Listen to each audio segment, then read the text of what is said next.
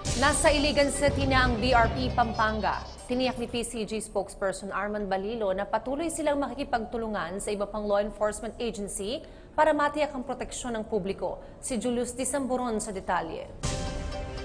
Dumating na sa Iligan City ang barko ng Republika ng Pilipinas, Pampanga, Huwebes ng umaga. Kinumpirma ito sa PTV News ni Philippine Coast Guard spokesperson Commander Arman Balilo. Nasa Iligan City ang karamihan sa mga residente ng Marawi City na naapektuhan ng patuloy na bakbakan sa pagitan ng pamahalaan at ng teroristang grupong Maute. Nauna nang tumulak ang BRP Batangas sa Marawi City, lulan ang 3 truck ng relief goods ng Department of Social Welfare and Development at mga medical teams. Batay sa huling tala ng DSWD, nasa mahigit 18,000 pamilya o higit 72,000 individual ang apektado ng kaguluhan at kasalukuyang binibigyang ayuda ng gobyerno. Pagdidiin pa ni Balilo, nananatiling nakaagapay ang PCG at nakikipag-ugnayan sa iba pang law enforcement units para bigyang proteksyon ng publiko laban sa paghahasik o pag-atake ng teroristang grupo at tiyaking hindi makakatakas sa mga miyembro nito, gayon din ang pagdating ng anumang reinforcements mula sa kanilang mga kaalyado. Well, yung port security tsaka coastal patrol, yun ang part ng Philippine Coast Guard doon sa nangyayari doon.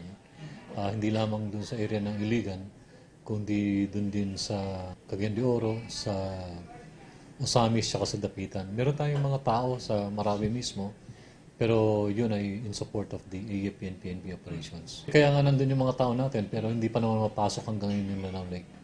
So once na maklear yun at makadaan, may mga tao tayong naka-standby ron, pero hanggang ngayon hindi pa yata sila nakakapasok. Mga pantalan malapit sa insidente ang ilan lamang sa mga binabantayan. Para sa Bayan, Julius Disamboron.